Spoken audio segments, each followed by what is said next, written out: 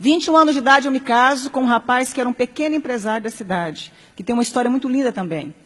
E os meus pais foram no meu casamento para não ficar feio para a sociedade, porque até então eles também não conversavam comigo ainda pelo fato de eu ter me apaixonado em Jesus.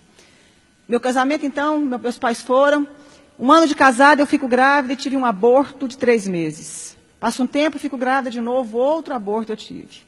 Descobriu que eu tinha falta de progesterona e que não conseguia engravidar, nem segurar gestação alguma sem remédio para engravidar.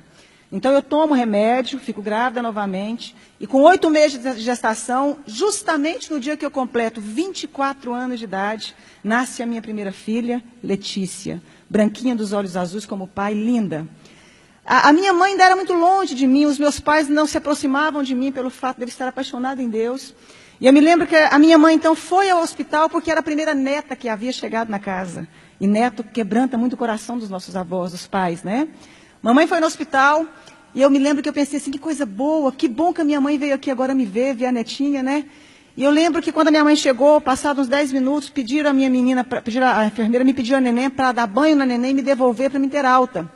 A minha mãe, então, sai do quarto, chama a minha mãe, entrega a neném, passa um pouquinho, a minha mãe sai do quarto, chamaram também meu marido, e eu fiquei sozinha. E eu ainda falei assim para Deus, que bom que nada teve que acontecer, porque a minha mãe agora voltou a falar comigo. E ela simplesmente se negava a falar comigo. E eu me lembro que naquele momento, então, entra no meu quarto a chefe da pediatria do Hospital da Mulher em Goiânia. Aquela chefe da pediatria começou a acalentar as minhas mãos como ia me dar alguma notícia. Ela disse, mãezinha, acabou de acontecer uma fatalidade. A sua filha acabou de cair do braço da enfermeira e veio a óbito. Minha primeira filha caiu do braço da enfermeira e veio a óbito. É muito fácil você levar um bebê para casa, mas você levar um caixão é muito difícil, minha querida. Mas eu queria fazer um parêntese aqui e dizer o seguinte, lembra que a minha mãe me falava que eu ia perder um filho como ela havia me perdido para Deus? E eu fazia uma oração que Deus fizesse o que fosse preciso para encontrar o coração da minha família e se revelar a eles. A minha mãe não falava comigo, isso me doía muito. Quando então eu recebo a notícia, minha mãe já havia recebido a notícia na porta do hospital. A minha mãe sobe as escadarias do hospital, entra no quarto e começa a gritar, filha, me perdoa. Filha, eu queria que você tivesse perdido um filho para as drogas, para o mundo lá fora, mas não nessa fatalidade. A minha mãe começa a abraçar as minhas pernas, beijar as minhas pernas. Mas foi a primeira vez que eu vi a minha mãe dizer que me amava. Foi a primeira vez que ela me deu colo. Foi a primeira vez que a minha mãe teve tempo de dizer que eu era especial e importante para ela. Foi a primeira vez que ela pôde ouvir porque eu havia escolhido caminhar com Jesus. E houve então ali um momento de restauração, de perdão entre eu e minha mãe. Os meus pais voltaram a falar comigo. Eu mandei fazer um exame do corpo da minha filha porque eu já tinha tido alguns abortos. 30 dias depois chegou o laudo do exame. Eu descobri que a minha filha havia nascido sem cálcio e sem glicose. A Letícia jamais iria andar e teria convulsões simultâneas. E a minha médica fala para mim, adota um filho porque você não pode mais ser mãe. Mesmo com os remédios, sua filha veio com problema. E eu disse que eu acreditava num Deus capaz de mudar a nossa vida, a nossa história, a nossa sorte. 1 ano depois eu dei à luz a uma criança linda, perfeita e sadia chamada Angélica. Faz 11 anos mês que vem. 3 anos depois dei à luz a Annelise, tem 8 anos hoje. Mais 3 anos dei à luz ao Cirino Júnior. Todos perfeitos e sadios.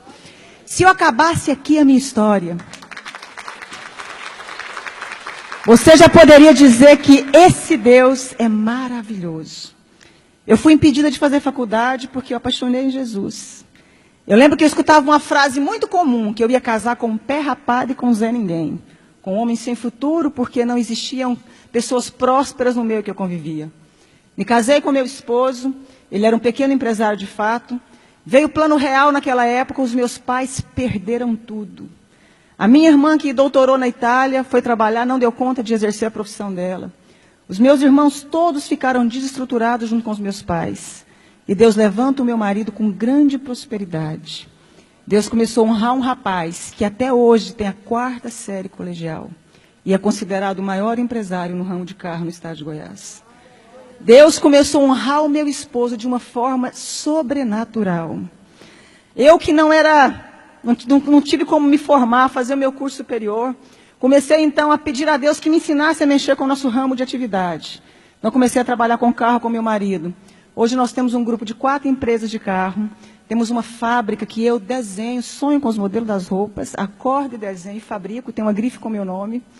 Né? E como se não bastasse, comecei a fazer programa de televisão falando de Deus. Falando de como sai de crise. Falando de como superamos os momentos difíceis da vida. E aí, autodidata ainda, Deus achou que não estava bom, me fez virar escritora. Tenho 35 livros escritos, 7 deles editados, né?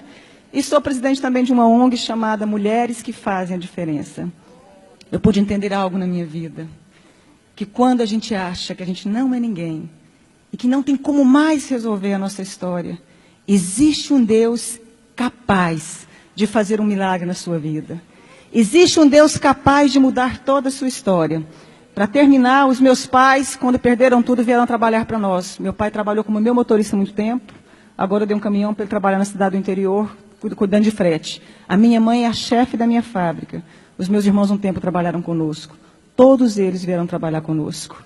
Deus, meu pai um dia chorando me disse, um dia eu te disse que Deus mudasse a sua história, mas eu não imaginava que eu fazia parte dela. Eu quero dizer uma frase para você, dentro do nosso tema. A pessoa que é covarde, ela não tenta fazer nada na vida. O fracassado, ele não termina. E o vencedor não desiste. Você nasceu para vencer.